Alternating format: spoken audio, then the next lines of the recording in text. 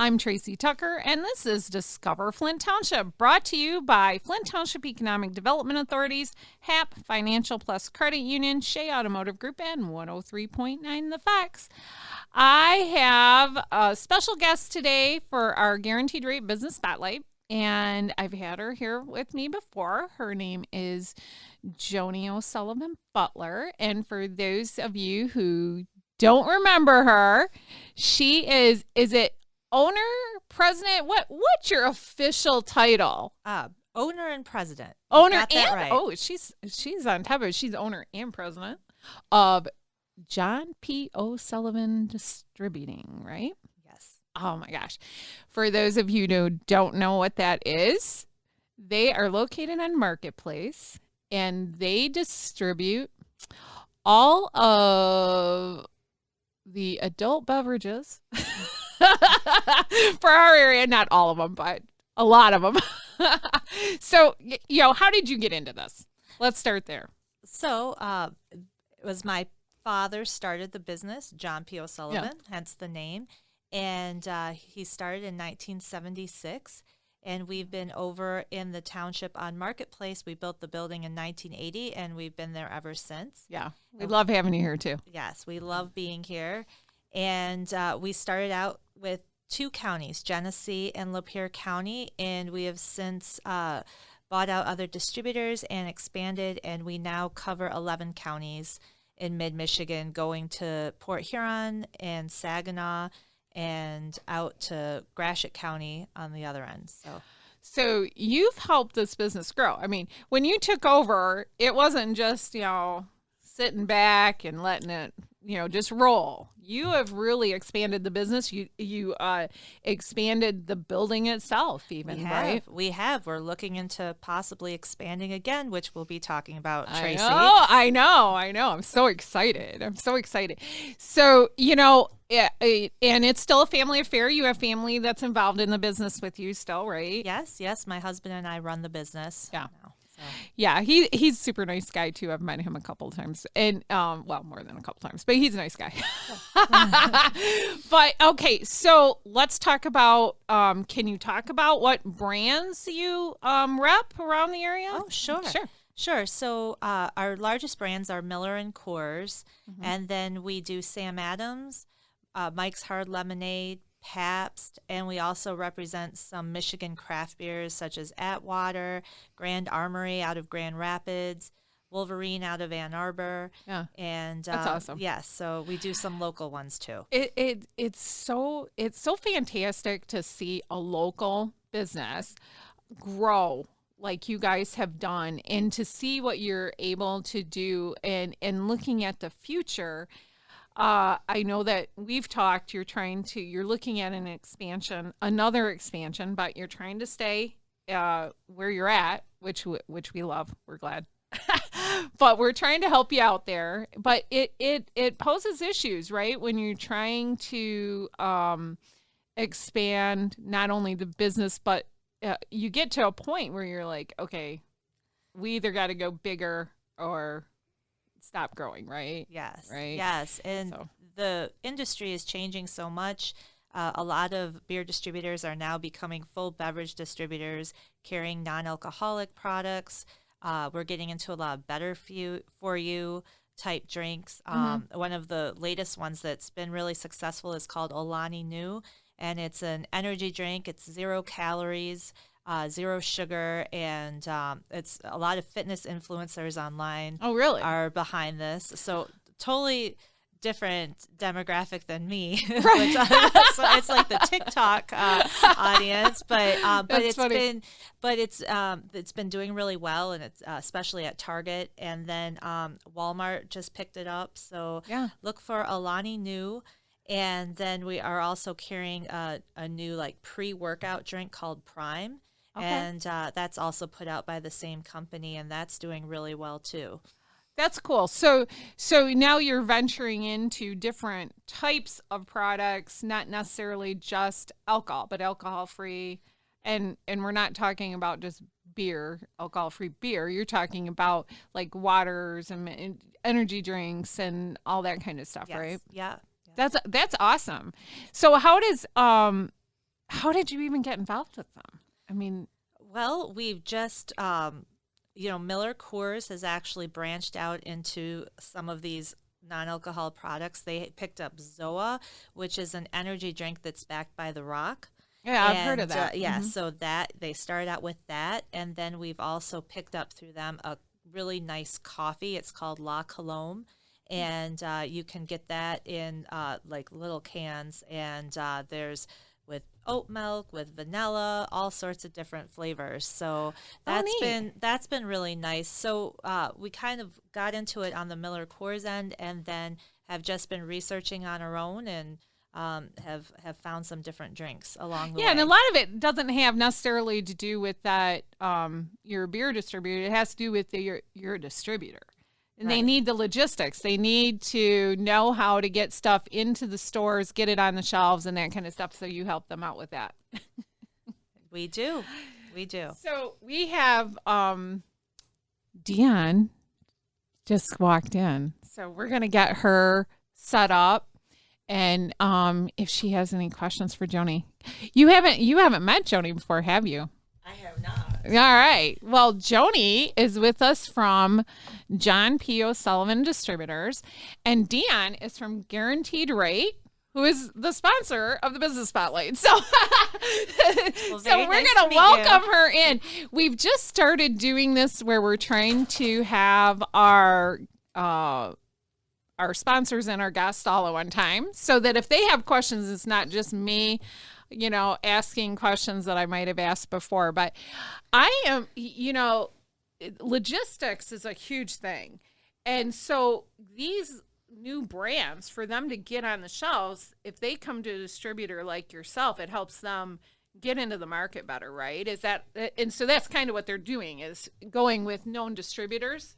Correct. Yes, we get them out on the truck every day. We deliver them, and then on top of that, we have a merchandising department that goes to the stores and fills the shelves, builds displays, make sure the product looks really nice out there. Yeah, that's awesome. My So- son actually did that for a while. Excuse me, I'm a little raspy. It's just I came from the Upper Peninsula and, like bolting down here. So going from that temperature, like below zero, to the rain has affected my sinuses and allergies. So forgive me about, sounding so raspy. But my son did that in California for a while. He worked for a distributor where he had to go into all of the stores and make sure that all of the alcohol displays, everything was set up perfectly, everything was stocked. And I mean, he absolutely loved it. He's working for Guaranteed Rate now, but he did that. And I did not know about what you guys do and all of the ins and outs of that until he worked for that company. Right. So it was really kind of cool. Yeah, most people don't even think about it. They're like, oh, that's the Miller distributor, but they don't think about what all you do, right? Right. And when they did their expansion last year, it's been longer than that. It's been 3 years ago, right? Yes, 3 years It was already. prior to my whole life is prior to the shutdown. After the shutdown. And prior to the shutdown, they did an expansion, and we went over there, and at that time, I think it was White Claw. Yes. Yeah, Yes. that was like the big new thing, and they had all their stuff out there. But they do not only do they do the distribution out to the stores and then all that stuff, but they do recycling of the cans and bottles and yes. all that kind of stuff. So they have a recycling area, they have their distribution area, and they have all their trucks. And it's a huge undertaking. Well, I'd like to comment on that because, like, when I go to the stores now, and White Claw was the big thing. So we'd be up in Gladwin, having a good time. You couldn't find White Claw anywhere in any of the stores, anywhere. And now I see they have so many different flavors of everything. Yeah. It blows my mind. But one of the points that I wanted to kind of make is we're up north. We've got 20, 30 people. People are having cocktails. And I've noticed that they're not turning the cans in for the money anymore. I see them throwing the cans away instead of going for the 10-cent refund or whatever it is. That's weird. It's very weird. So I guess my question is, so if I decided, okay, I don't want to deal with, turning the cans in, do you guys have like a place where we can drop cans off? Is that something that you were just talking about that you guys do?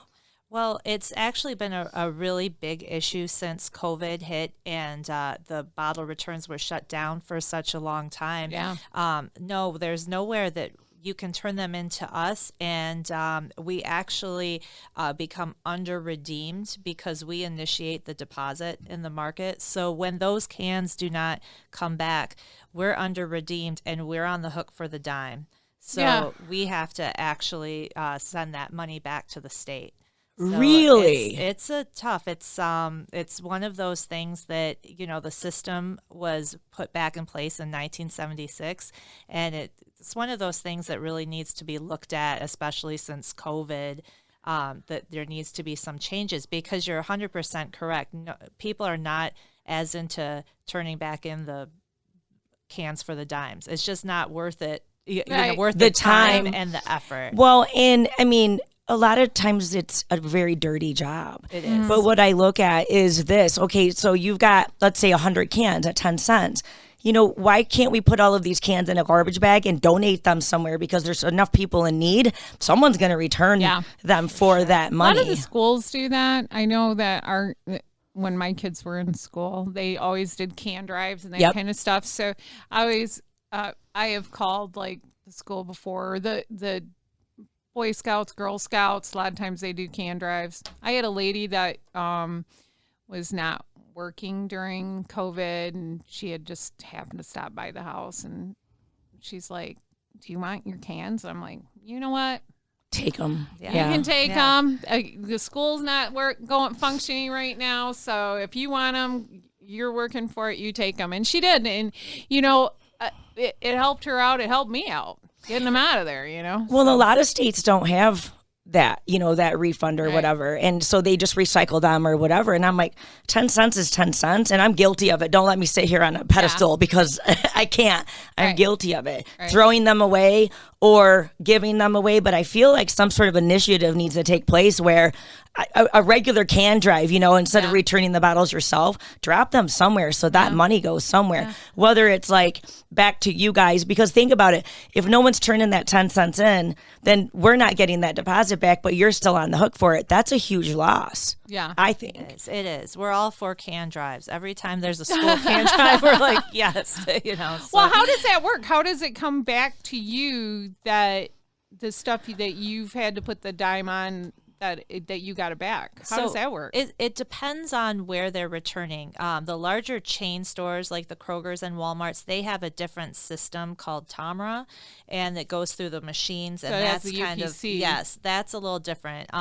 We pick up if it's like the smaller independent accounts, we actually pick up all those empties on our trucks and then bring them back and recycle them at our place. Okay, so that's how they track whether or not it's your cans or not. Yes. Huh.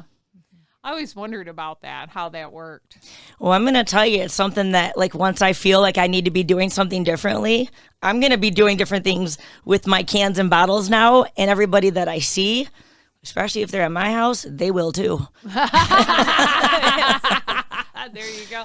There you go. I mean, it's like, you're not going to throw $10 away, right? You're not going to be like, I don't need that $10 bill. But if it's a penny or a dime or a can, it just makes you kind of think, you know, money is money. You know, it's funny because we always go to this old gas tractor show, you know, in the fall out in the Oakley area. And we all camp there. And we have a huge group that camps there. We have like 8 or 9 different campers together. And I always told the Boy Scouts always have their little blue can things that you can put your cans in, you know, that they collect, and then they get the money for their troop and all that. So we're sitting there, and those guys come by, and I'm like, you know, if you put that can right at our site, I guarantee you it will be filled at least once this weekend. The first time I said that to them, they didn't. They were like, yeah, okay, whatever, we'll put one there. Well, now every year they make sure there's 2 of them at our site. Well, I mean, if you think about it, right? So you take out your garbage every day, right? And then you have recycle days for your plastic. I mean, why can't we have a recycle for our cans and our bottles and have something, because at least then it's not filling our landfills. People are like, you know, you can donate. I don't know what the answer is, but I feel like something is the answer. If you're going to have 2 bins for recycle and trash, why not 3 for cans and bottles? Yeah. Yeah. Well, a lot of places do that. Don't some of the states that don't have the deposit, don't they have recycling for glass and cans? I think they do. Beats me. I think that's what they do with it. I think it's something, you're right, something that needs to be looked at and reconfigured, because it doesn't make any sense that you guys are on the hook for that dime. Right. That doesn't make any sense. Well, I mean, if you think about it, maybe there's something already in place as we sit here and speak about it. Yeah. I'm probably going to have to Google it and figure out if there's like some initiative already in place or, Right, things that we can do that, we don't have to reinvent the wheel, so to speak. Right. So I'll let you know, Tracey, what I find out. There you go. And then we were talking right before you got here. You've went from 2 counties to how many counties are you distributing to now? We do 11 counties now. It's amazing. It's amazing. And so now you have 11 counties. Now you're outgrowing the space that you just expanded. Now you're looking at expanding again. How's that going? It's going. It's going. She's poor thing. We're It's in the initial still planning still stages, trying to figure right? it out. We're a little landlocked, so we're trying to figure that out. Yeah, I know. I've been trying to get them in touch with the right people for a couple different things, and they're looking at some incentives and things like that. But it's nice that you're looking at the expansion. How are you guys doing employee wise? I know you were looking for employees last time I had you on. Are you guys still needing people? We are still looking for especially CDL drivers, and it's just the competition to hire CDL drivers is fierce, and there's a shortage throughout the country still. And so we are looking for drivers. We're looking for warehouse people, and we're also always looking for merchandisers. Yeah. Where would we go to apply? Forgive me, because I showed up a little bit No, you're late, fine. so I missed that part. Where, I know a lot of people, and I know a lot of people who want, to be employed. So where could I send, I have 2 people in mind off the top of my head. Where could I direct them? Great. So on our website is www.jposullivan.com. You can apply there. There's an application right on the website, and that would be the best place to start. Okay. And is it like a flat rate, or do you guys pay based on experience? Do you train? What? All of the above. Okay. All of Okay. the above. Yeah, I don't want you to start shouting out numbers. I Yeah. was just, Yes. wondering what the position is for, what your experience is, and then you guys. Now, do you do in-person interviews? Is everything online? Okay. Okay. No, we do. We do in person. We're back to in-person meetings. Okay. And back to in-person interviews and all of And that. are you first, second? What are your shifts available? We have 3 shifts there, and the drivers. That's obviously they start the earliest. They start about 4 a.m. Okay. Between 4 and 5, heading out. We also have a day shift, and then we have a third shift warehouse, which loads the trucks at night. Okay. Awesome. Well, if you guys already covered that, I questions, apologize. Dione. Well, No, we had Good. no. We were on a new subject. yeah. No, I mean, like I said, I have people that I know are in need, and Yeah. I mean, I feel like across our country, there's a shortage of employees Right. everywhere. Well, and that's why we've this year we're kind of focusing a little more on businesses that need employees, and they're looking and how we can help employees get with the employers. We've had you weren't here when we did Matrix Trucking. I can't remember who they were partnered with, but Matrix Expedited Services. They're in such need that they have started their own training school for drivers. So you might be able to hook up with them and talk to them about that you that's a need good idea. drivers too, because it's something that our businesses here in Flint Township have really tried to take on, of Yep. training people, even if it's not just for them but for others, that by getting people in the door just for training, maybe finding a good employee, So, we've got Automation Movers across the street from you, started their own training center. ATI, the American Training Institute for Paramedics and that kind of stuff, they started their own. Curbco started their own, which they're doing like people for street sweeping, running heavy equipment, maintaining the equipment, that type of stuff. Is That's all what of they're this training stuff for. on the website? again, like, I said, I know people No, who. these are all businesses in the township that we've had on doing interviews with to talk about it. And I'll probably have them all on again this year. These were all last year, but maybe have them on again this year just so we can reconnect with people, maybe get their information out again. That's a good idea. Yep. Get it on our website where training is available. That's a great idea. Matter of fact, we'll get that up on our website.